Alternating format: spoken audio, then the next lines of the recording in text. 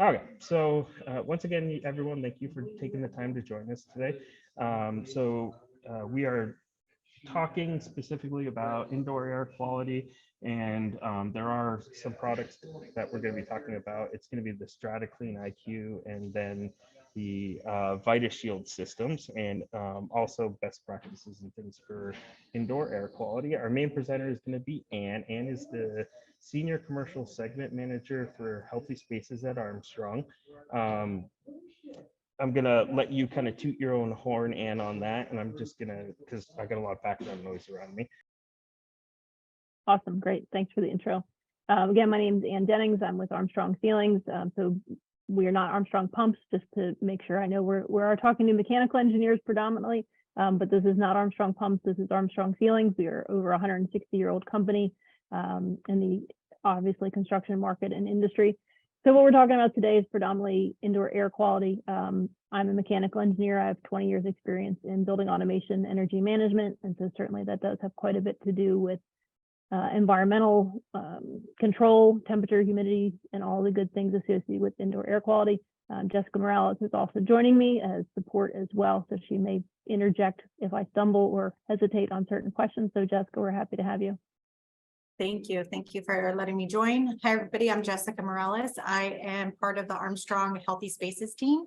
I am positioned out on the West Coast, meaning California is where I reside, but I cover pretty much the West Coast territories. And predominantly my role is to help sales support and help our agents and clarify any questions that may come about that Ann can't answer around sales or product lines, but she's pretty amazing. So she'll cover pretty much everything. Thanks, Jessica. I appreciate it. All right, so with that, we're going to get started. As we go through, there is quite a bit of preliminary information and content, so I'm going to do my best. I'm not involved with the governing bodies issuing these documents, so I'll do my best to give you guys a summary. If you have questions, please put them into the chat, and either they will be answered through chat, or if it's something that the team needs to ask me during the slides, we were going to stop and answer questions. So I prefer to do them throughout rather than waiting till the end. So please, if you have questions, throw them in there as you're thinking about them. There's no need to wait to the end.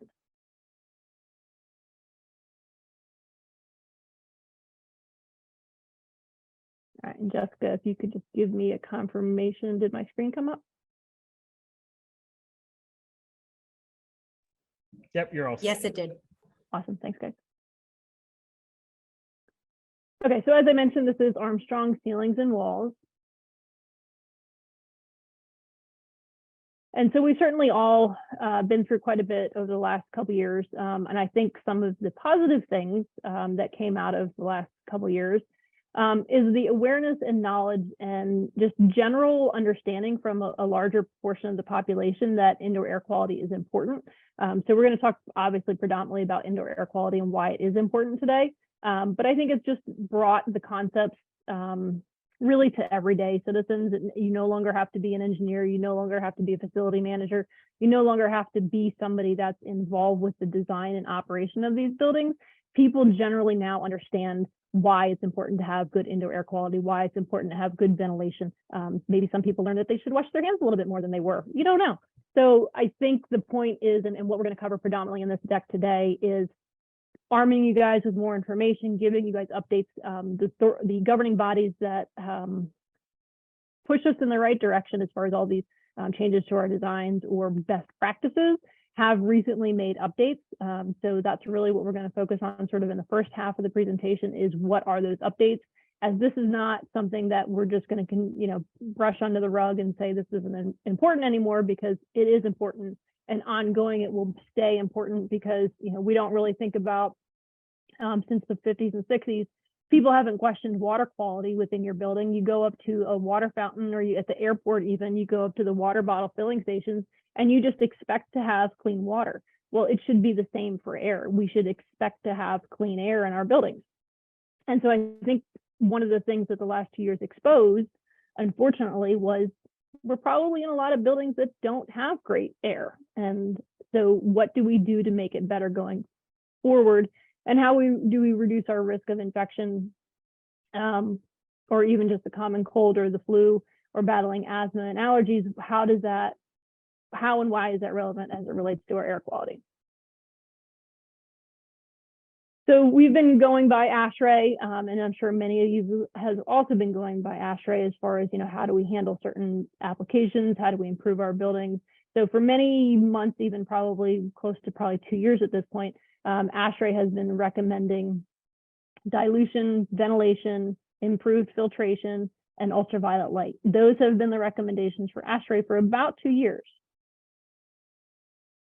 So the other things we're going to talk about, not only just updates from ASHRAE, CDC, EPA, but why is air quality important? So we'll touch a little bit about learning loss. That's definitely been something that's been proven. Even I think just last week, there was some pretty significant data that came about because now schools are going through their standardized testings this year, and they are finding that school students are up to a grade behind because of COVID, that their scores in English and math are truly depressed in some way because of attempting to go through hybrid learning or to go through virtual or just, not being in school and being in class. So, and the other thing that comes out of that is also there's studies and their data that the air quality within your space, you actually process better and your cognitive skills are higher when you have better air quality. So lower CO2s, values in your space. Obviously, if you're not having an asthma reaction or an allergy reaction, you feel better, so your performance is much better. So those are all reasons why this is going to be important, that we continue to have good air quality or improve our air quality within our spaces. If you feel better, you're going to do better. And that's from a biological and psychological and physiological response, is you're going to perform better for a lot of different reasons as it associates with indoor air quality. We'll talk a little bit about the Clean Air in Buildings Challenge here in the next couple of slides. But it's also important that everybody is aware that there are ESSER funds, which are elementary and secondary school emergency relief funds. They've been available since 2020.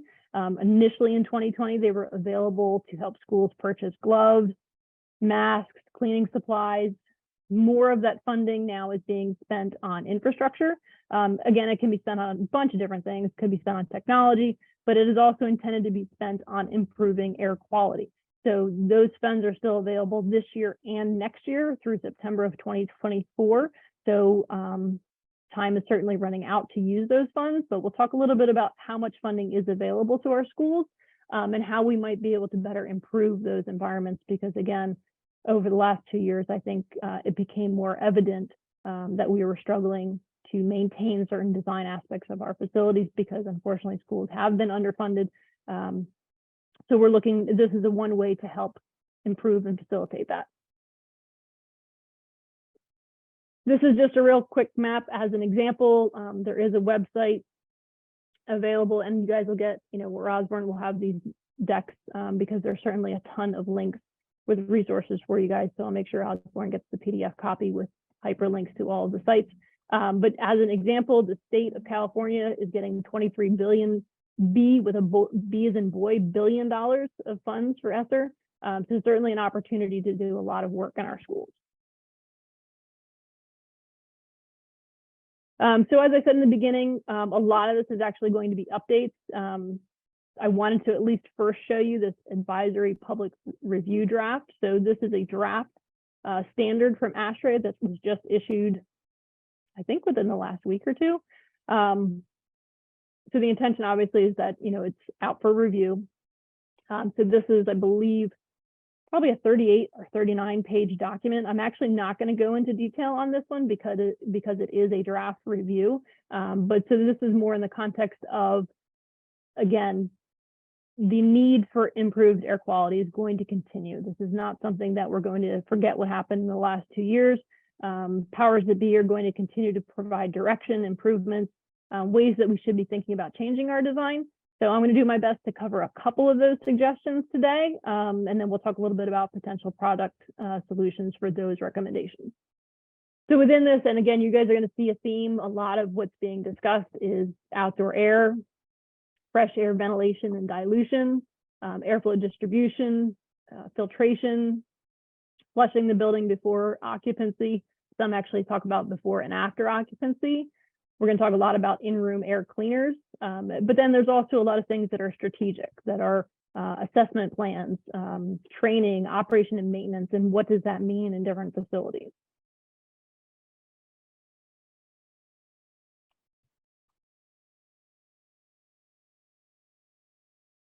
So additionally, the Clean Air in Buildings Challenge was issued in a manner to help schools, again, promote and improve their systems.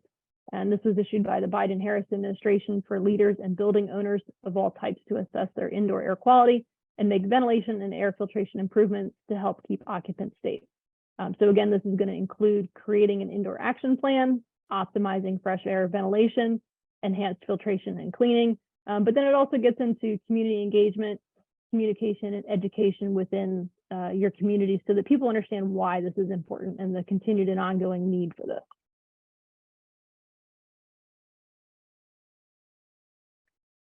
So this is a couple things we're going to talk about. We're going to go over recent updates from CDC, the Lancet Commission, ASHRAE, and some of them embedded in that are some recommendations from the World Health Organization as well. So the CDC actually just issued this May 12th. So good job, Osborne, on scheduling this. You must have known this was coming, I'd say. So some of the items for discussion include how much ventilation is enough, recommending 5 air changes per hour, updating filters to MERV 13. Again, this is the post-occupancy flushing. So this organization is recommending the post-occupancy, not pre-occupancy. Again, more about maintenance and how we operate our buildings impact energy costs. So it talks about that. There's a big section on question and answers and things generally providing guidance about air cleaners. Additionally, a lot of the recommendations we'll talk about and that we will see will include ultraviolet germicidal irradiation, which is certainly a mouthful, so you may hear me just say UVGI, but also we'll talk a decent amount about ultraviolet light as well.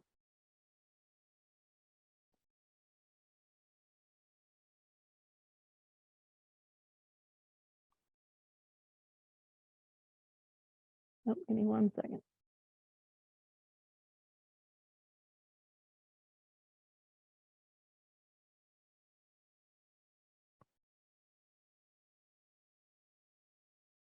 All right, sorry, having a technical issue.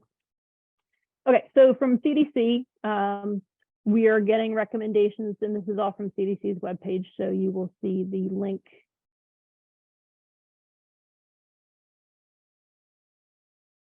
Sorry, again, apologize. The link will be in the slides here for you guys, again, to reference these separately.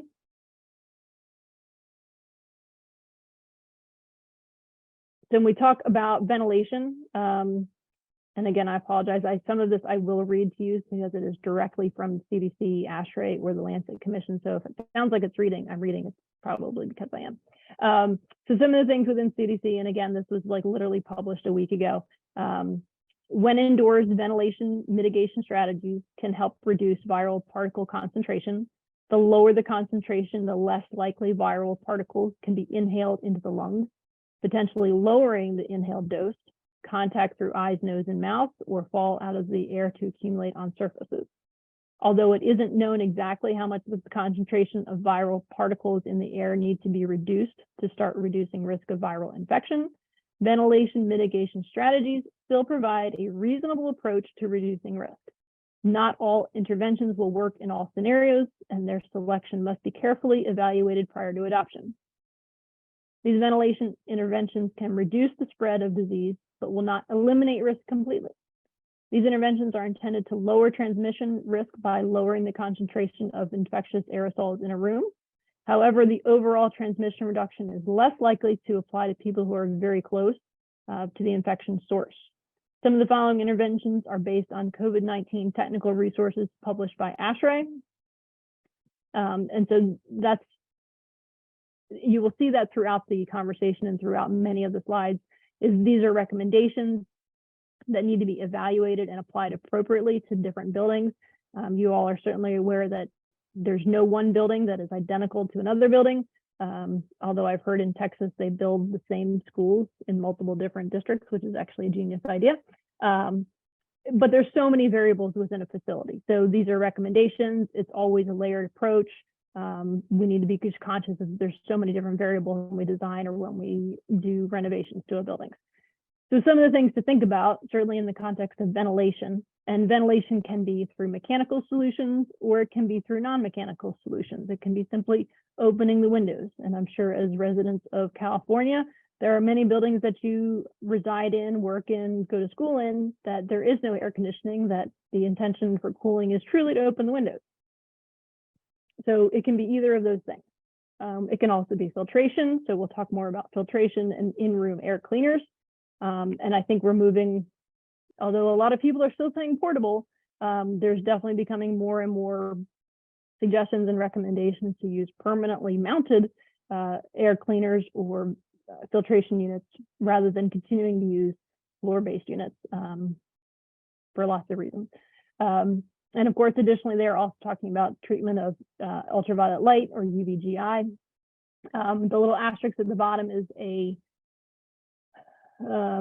clipping from CDC. Again, these air cleaning technologies are sometimes referred to as equivalent ventilation, and that's really the correct terminology for it. They're not a substitute for meeting the minimum outdoor air delivery requirements that may be specified in national, state, and local building codes. So again, just sort of a clarification that best chances are using ASHRAE 62. These are not intended to supplement or take that place. So this is really equivalent ventilation or in addition to what our building design should already be using.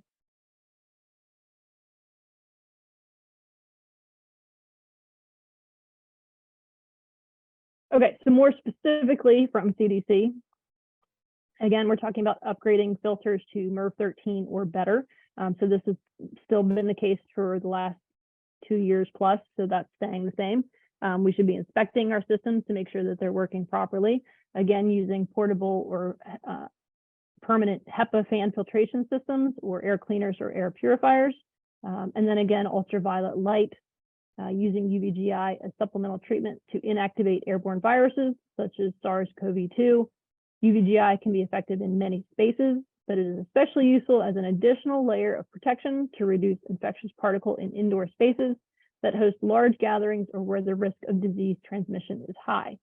It is also helpful when options for increasing room ventilation and filtration beyond code requirements is limited. So you'll see as we talk, multiple other bodies of authority are giving guidelines and recommendations.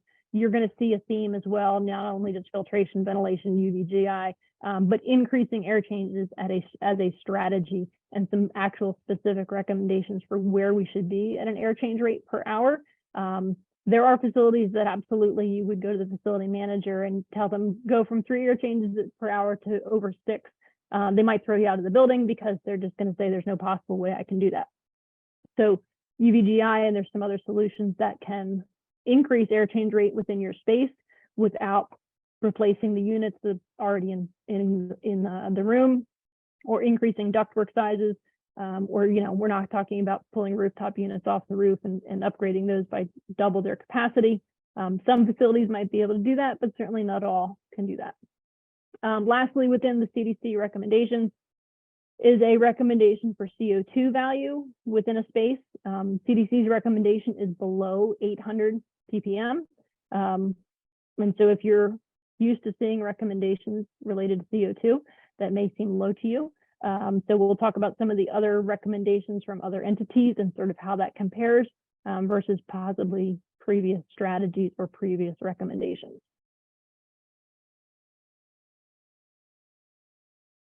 Lastly, within the CDC set of information, again, to talk about the recommendations about air changes per hour, CDC is recommending 5 or more air changes per hour for facilities. I threw the math in there just in case somebody might need it. You can have it as a resource later, but I'm not going to spend the time going over math today.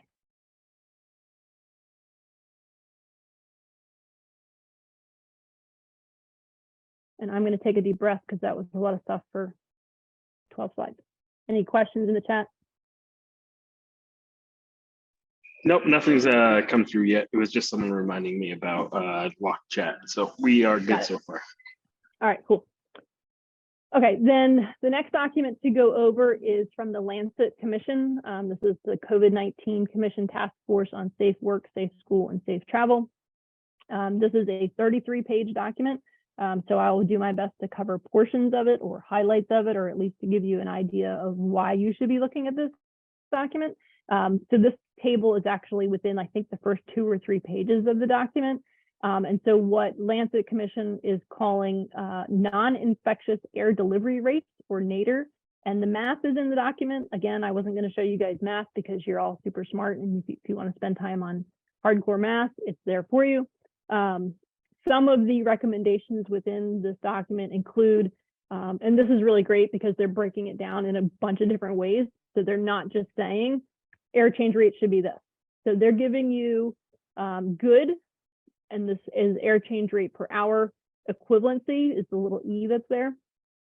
So good would be 4 air changes per hour. Better would be 6 air changes per hour. And the best case scenario would be more than 6 air changes per hour. They're also then breaking it down into CFM per person, 21, 30, and more than 30. They're also breaking it down into CFM per square foot floor area. So they're going to say add 3/4 of a CFM plus ASHRAE's minimum per square foot. 1 CFM per square foot plus ASHRAE's minimum of outdoor air ventilation, or more than 1 CFM per square foot of floor area plus ASHRAE's minimum outdoor air ventilation. So let me see here. This is the Lancet Commission's qualification.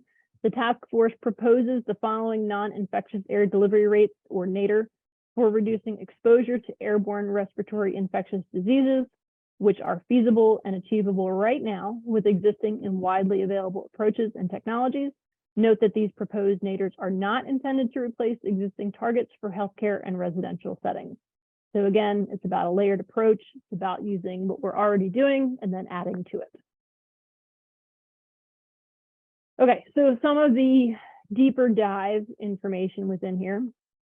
And again, this is tables within this Lancet Commission document. So ASHRAE, they're going to talk a little bit about minimum outdoor air ventilation rates from ASHRAE. And so following standards 62 and 62.1 and 62.2, which you guys are all probably well familiar with. But then there's some information in here that you maybe either have not seen or are not familiar with. There's some additional information about CO2, and these are from different governing bodies. The REHVA is actually the Federation of European Heating, Ventilation, and Air Conditioning. So what our friends across the pond are doing are looking for a warning level of CO2 concentrations greater than that 800 that was in the CDC document, and then actually indicating an alarm at concentrations of over 1,000 parts per million. The FPS is the Federal Public Services of Health, Food Chain Safety, and Environment in Belgium. So they are also advocating for levels below 900 parts per million of CO2, and then standard level part B concentrations of less than 1,200, and they must be 2 different building types. I don't think I have in my notes what is standard at level A or level B, but again, looking for this 900 to 1,200 parts per million for CO2. And then additionally, they get into documentation and information from the World Health Organization and providing 339 CFM per patient in an AGP, which is aerosol generating procedure. So this is anything having to do with an airway, surgery, intubation, extubation, chest compression, nebulizer, a whole bunch of other things. So AGP is aerosol generating procedure. But then additionally, they're going into 127 CFM per patient in other rooms in other healthcare settings. And so this is, Lancet Commission is generally more associated with healthcare. So that's why you will see more of a healthcare spin or direction, although they are making recommendations for non-healthcare, and that's on the next slide. And then 21.2 CFM per person in other indoor environments. There's other recommendations for different publications of 63 CFM per person. And then this is again from the FPS, 23 CFM per person for standard ventilation rates. And then I think lastly from the WHO, this is again NADER recommendations for air equivalencies. So 6 to 12 air changes per hour, patient rooms, 12 air changes per hour, a traditional patient room being at 6 air changes per hour. Where again, we're emphasizing ventilation and HEPA filtration for these types of areas.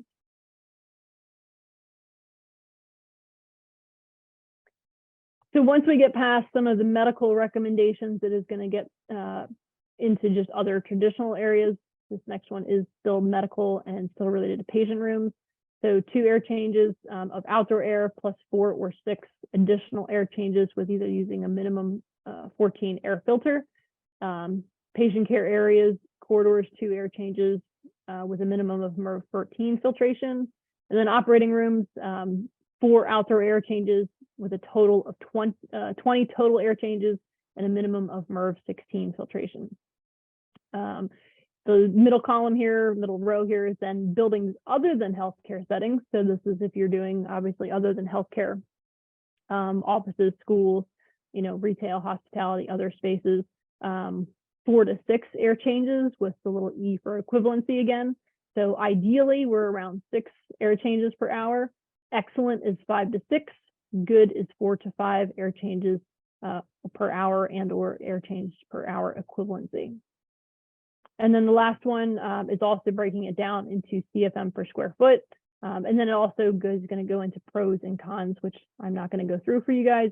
Again, because duration and time, this is just some updates and recommendations for you.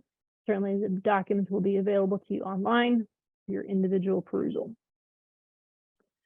Okay, the next document we're going to talk about is released from ASHRAE. This was released in February of this year.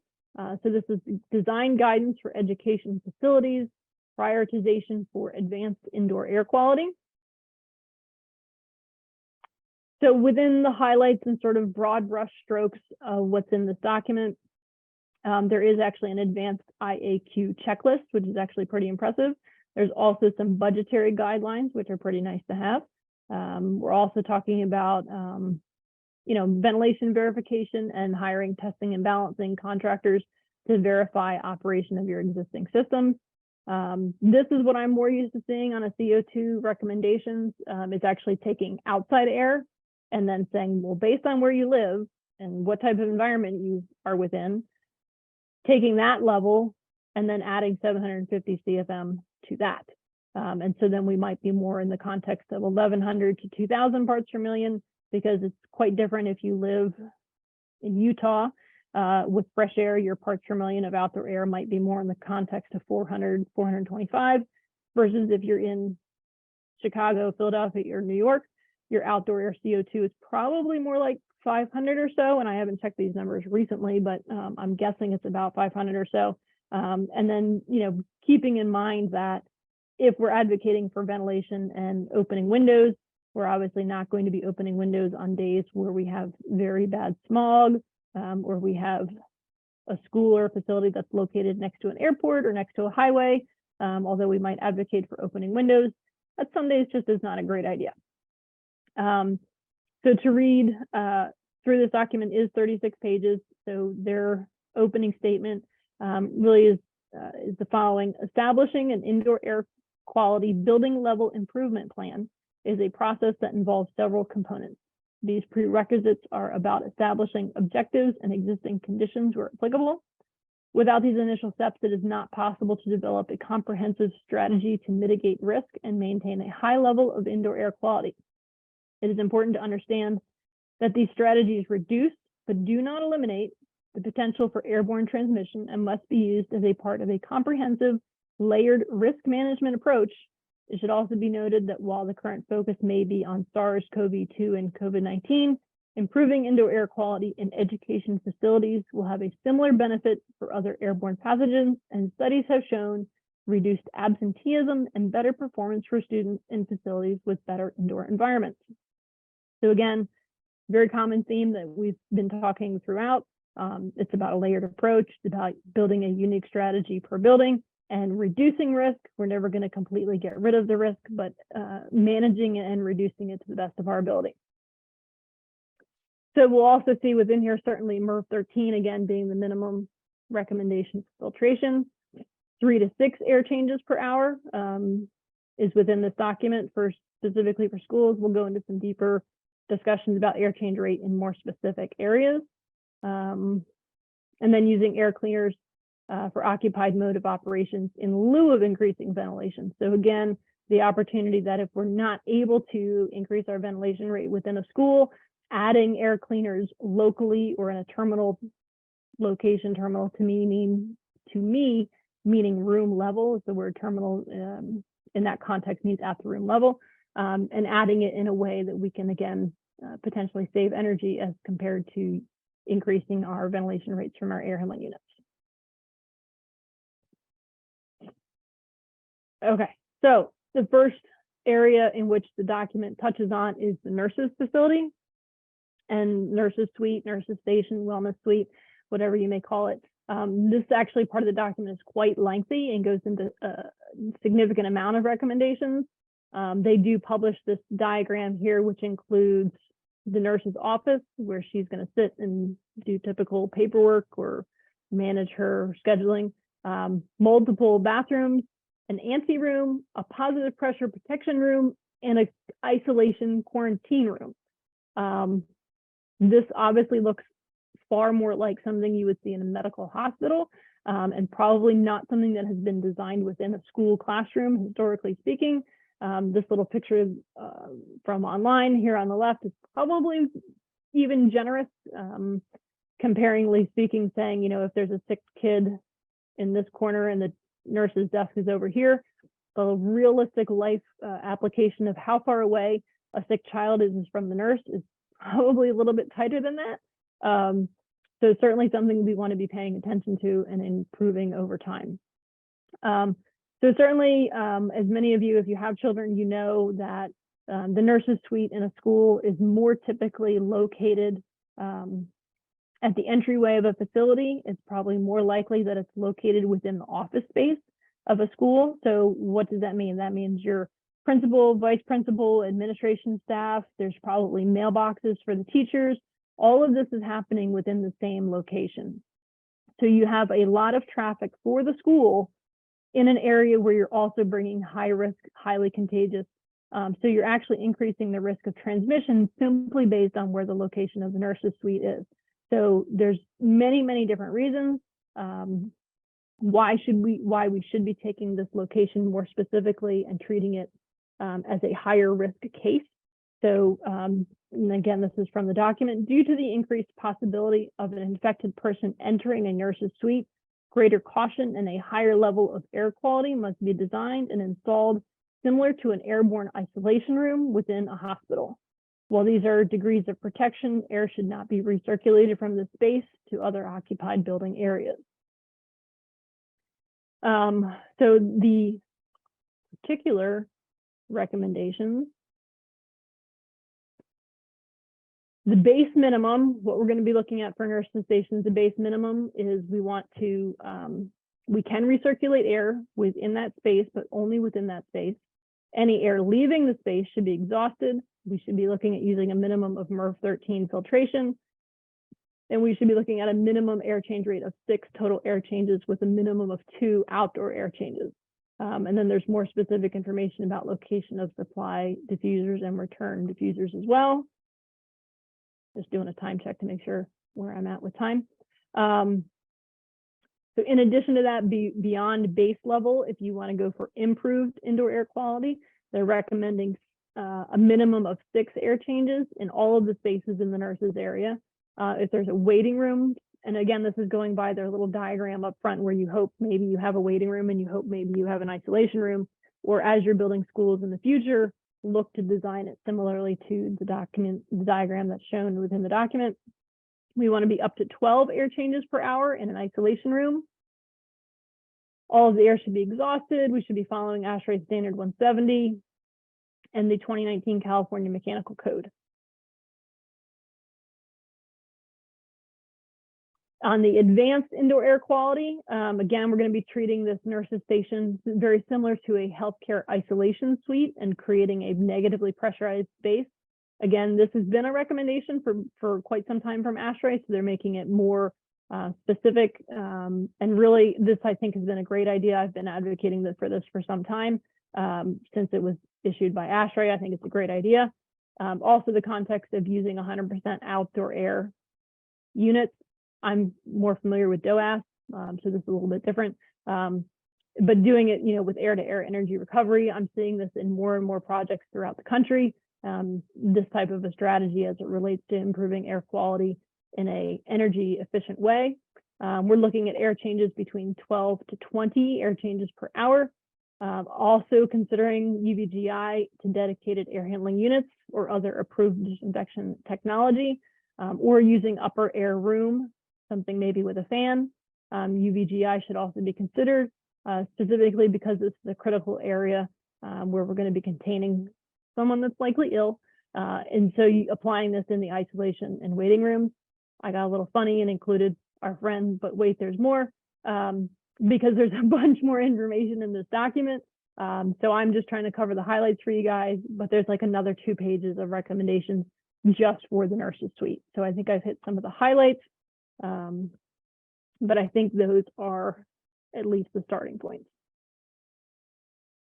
Okay, last couple sections related to this document, and then we'll get into some Armstrong specific things as I'm already getting close on time.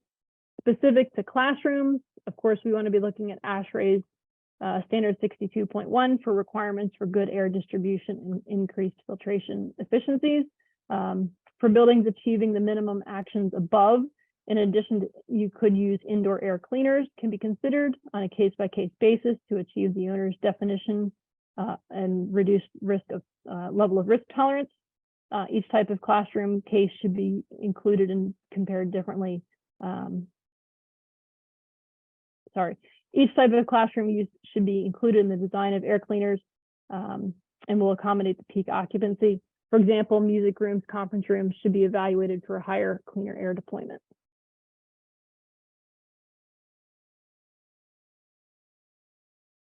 In the advanced indoor air quality for classrooms, we may want to introduce terminal. Again, this is room level cleaning is my use of the word terminal. It's also their use of the word terminal, or portable all electric HEPA or ultraviolet machines in the classrooms. One of the other great suggestions is to put this unit closer to the teacher. Generally, adults can generate more infectious particles than children under 14. That also makes sense to the extent that if the teacher is the one that's speaking all day, they're the one that's generating all of the aerosols. They're the one that are making more expectorant potentially. They're the one really that's talking more within the class, and so therefore generating more product within the space. If a child is talking, they're probably whispering, so they're not going to get in trouble. So offsetting the unit more specifically towards where the teacher presents or stands is probably a better idea. Using the units an hour before occupancy, and then running the units for an hour after school is out or after the space has been cleaned. Okay, lastly, and I had some fun here, guys, so I hope you giggle at some of these pictures because kids are gross. I have kids, I know they're gross. Maybe some are cleaner, hard to say. So within restroom facilities, certainly we're going to hope that our kids are washing their hands. Sometimes maybe they're just making them wet and making you think that they washed your hands. So restrooms within a school, probably restrooms anywhere, may be an area we want to focus on advanced indoor air quality and do things more specifically. So we may want to consider ultraviolet light again, something specifically such as recirculating troffer style systems or passive upper air UVGI. Consider potentially using a particulate sensor.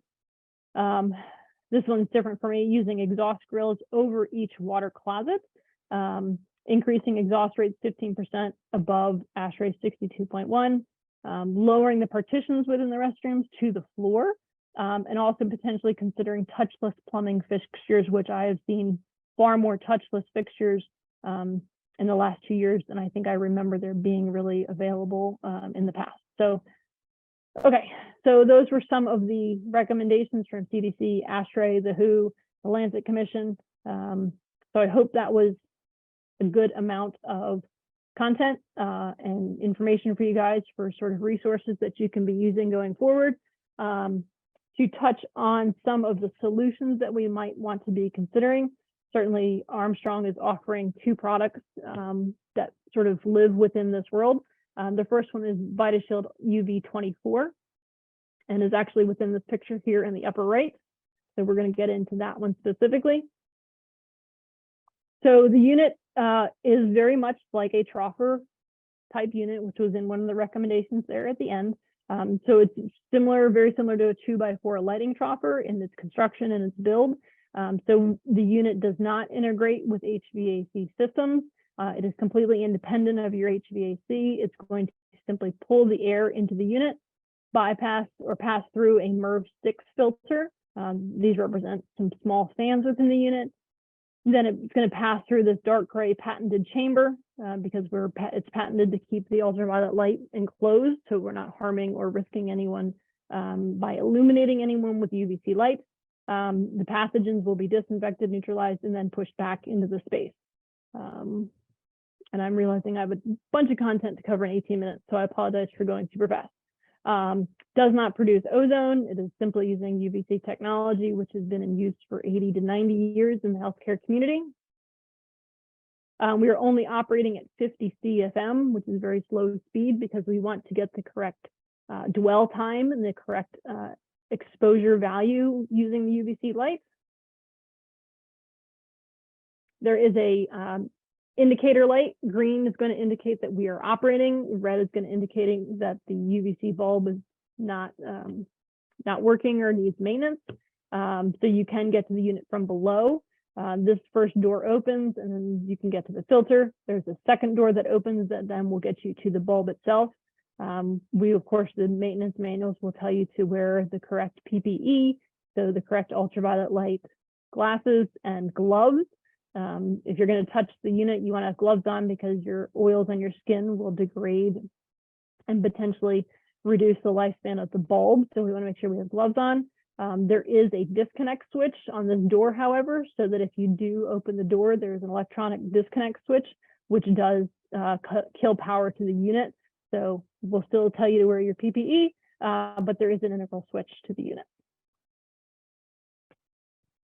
The unit comes in a couple different finishes. So the school zone fine fissured is certainly something you would see more like in a school classroom environment. The Ultima and Cala Health Zone are finishes that are monolithic looking and something you'd see more in a healthcare environment. There's also a unit with an LED downlight. So the option with the LED downlight is great for smaller areas.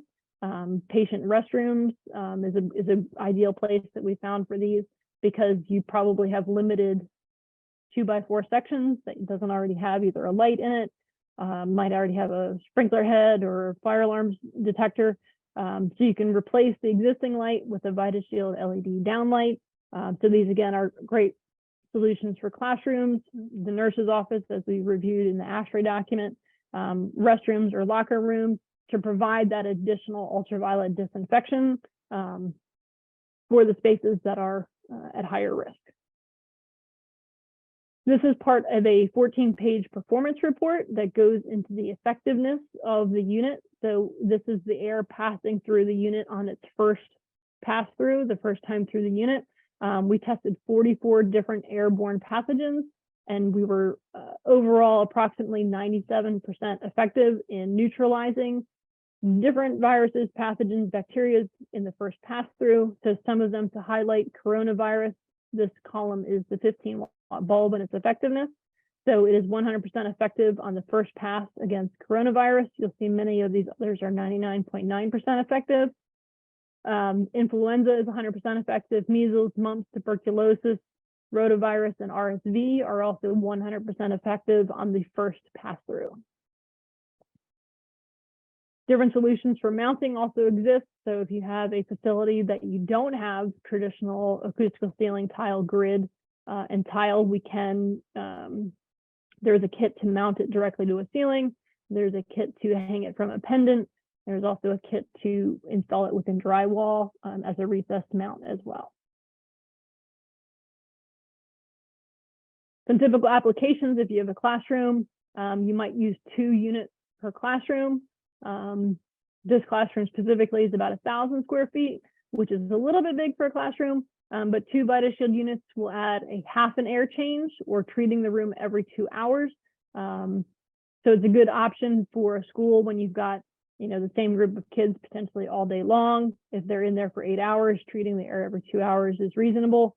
If you truly want to add air changes, you would need more than 2 units.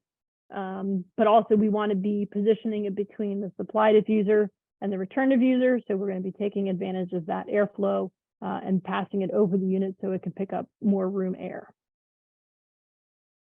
Again, for a nurse's station, again, is an ideal location. Obviously, if we're sending sick kids to here to hang out and wait for mom and dad to pick them up, we want to be protecting that nurse, protecting our facility staff, our principal, vice principal, and our administration so that they don't take sick days, and providing them with a clean environment as well. Okay, switching to filtration, StrataClean IQ is a filter unit. There's some pretty cool videos online. I wasn't planning to play them today, but both units have pretty cool visual video effects on our webpage, so you can check those out. And I'm sure Osborne can send you the videos if you're interested. If you want to just put something in the chat, we'd be happy to send you the videos. So again, both units do not tie into your HVAC. They are independent, really just recirculating air on the terminal level. So again, this unit's going to pull air into it, pull it through a MERV 13 filter, and then push it back into the space. So certainly we heard a whole lot of recommendations about MERV 13 filtration. The unit does have 3 speeds. At 150 CFM, which is the low speed, you can add 1 air change per hour to a 1,000 square foot space. So this would help add that additional air change rate that we were talking about previously. It's a great option if you are unable to increase your ventilation rate through traditional changes through your air handling units, or certainly if you have restrictions based on ductwork or other restrictions in the space. There's a very easy way to add a full air change per hour to a space. And again, we're talking about air change rate equivalency, because certainly it's not fresh outdoor air, but it's a air change equivalency because of using MERV 13 filtration. Let's see. I didn't talk about maintenance on the VitaShield, so I can go back and do that, or if there's a question, but let me do the maintenance on the StrataClean. Maintenance on the StrataClean is every 4,000 hours. The filter needs to be changed, so that's 10 hours per day, 5 days a week. It's about 1.5 years. The unit is also quite quiet at 29 decibels at the 150 CFM. Let me go back and do the maintenance for VitaShield.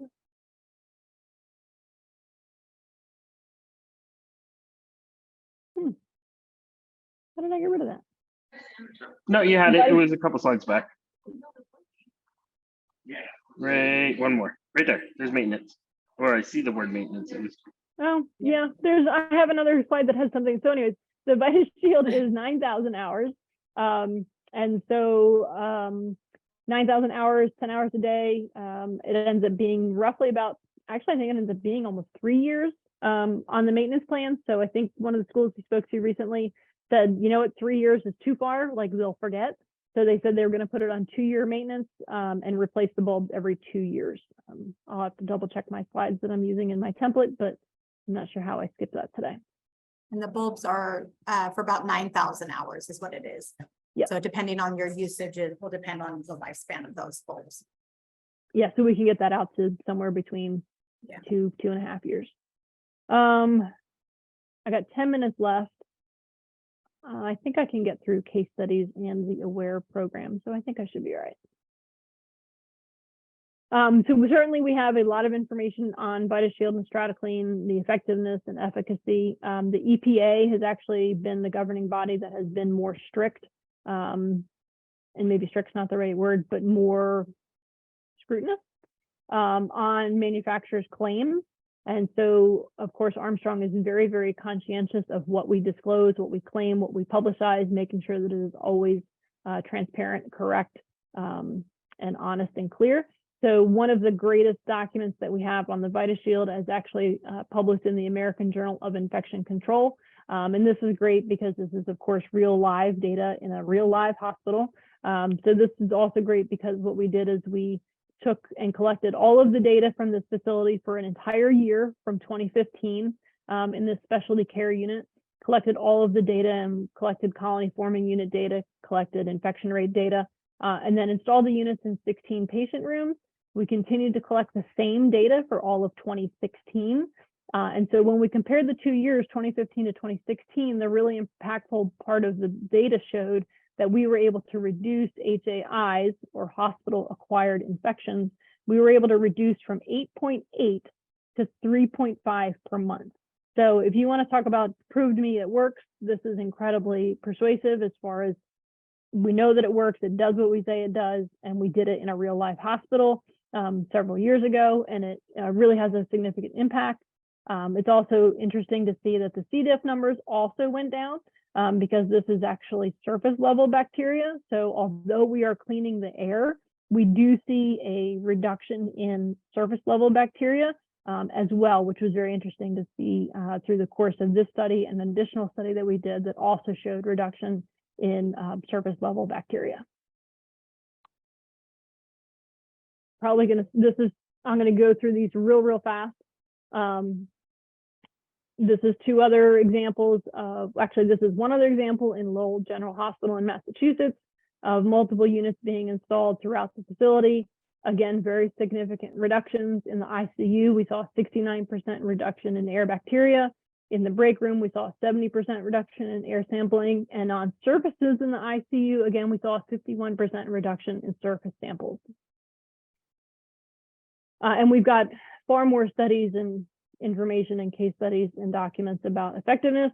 One of the other things that we do talk about is certainly a lot of the recommendations have been for portable units and portable cleaning. However, I think that was at a time when people were looking at, we only need to shut down for 2 weeks. We only need to shut down for a month. It was portable because it was quick, easy, and fast, and it was a short-term solution.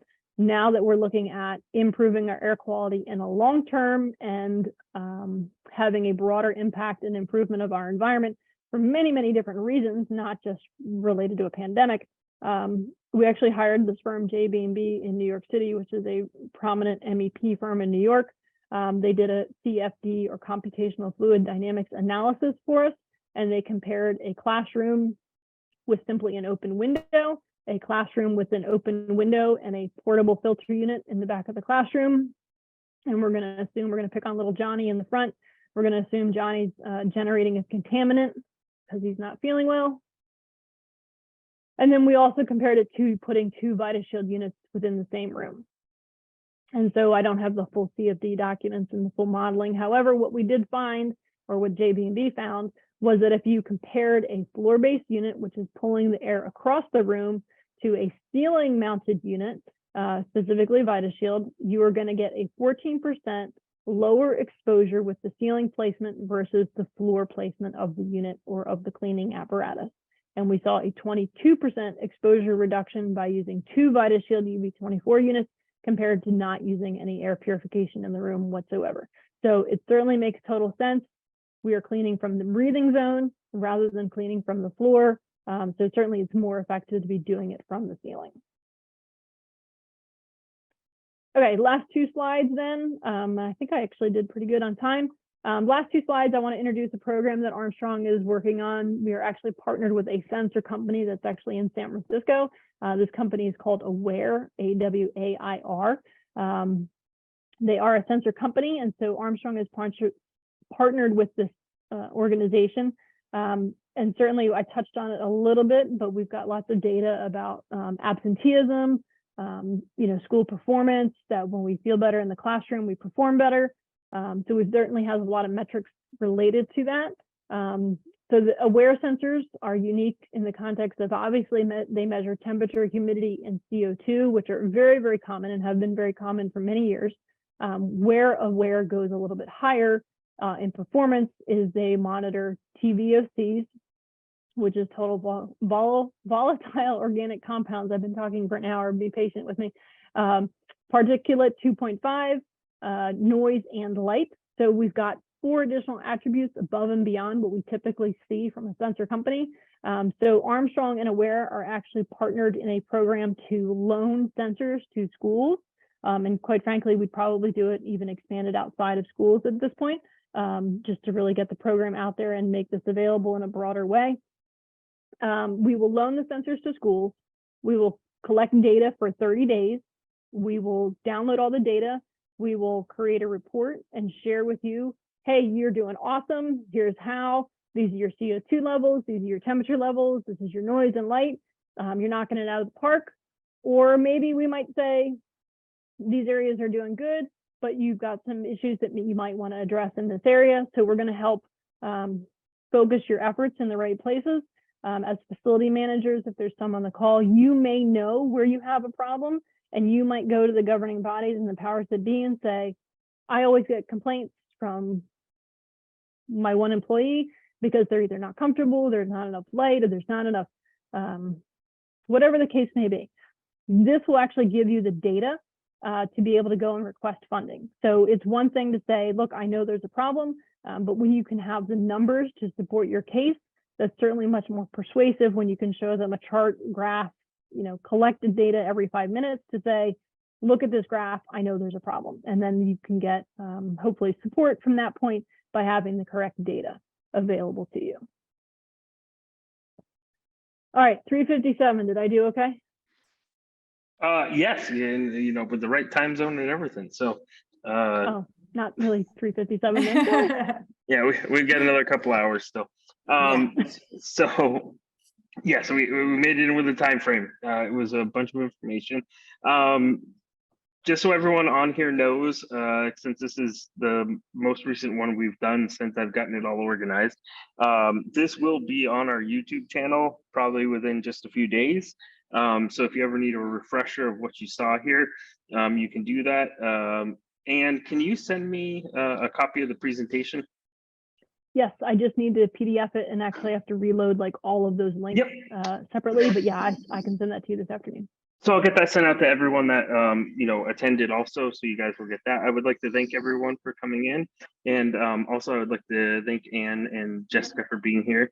You guys are always a very valuable resource. So you guys enjoy the rest of your afternoon, and thank you everyone that was here. Thanks for having us.